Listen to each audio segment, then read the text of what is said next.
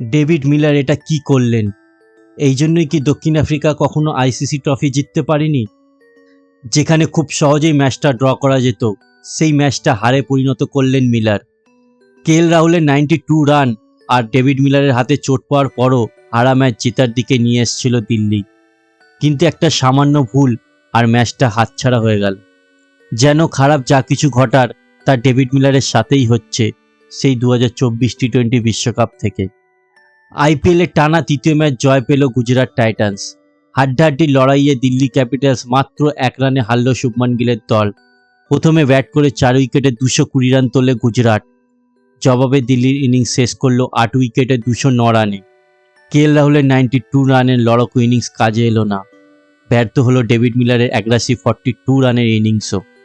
রোমাঞ্চকর ম্যাচের ফলাফল নির্ধারণ হলো শেষ বলে জয়ের জন্য দিল্লির দরকার ছিল মাত্র 2 রান। প্রসিদ্ধ কৃষ্ণার বাউন্সারে ব্যাট ছোঁয়াতে পারলেন না মিলার। জীবন বাজি রেখে 1 রান নেওয়ার চেষ্টা করেন মিলার এবং কুলদীপ যাদব, কিন্তু কুলদীপ রান আউট হয়ে গেলেন।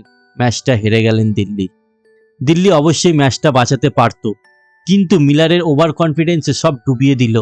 20তম ওভারে 5ম বলে রান নেওয়ার সুযোগ ছিল, কিন্তু কুলদীপকে শেষ বল খেলতে দিতে চাননি মিলার। ওই বলে রান নিলে ম্যাচটা অন্তত সুপার ওভারে যেতে পারত। ভালো খেলেও মিলারের এই ভুল সিদ্ধান্ত তাকে এখন সমালোচনার মুখে দাঁড় করিয়ে দিয়েছে।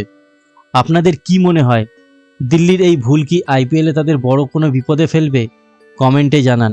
আর খেলার সব লেটেস্ট আপডেট পেতে আমাদের চ্যানেলটিকে লাইক, কমেন্ট, শেয়ার করুন।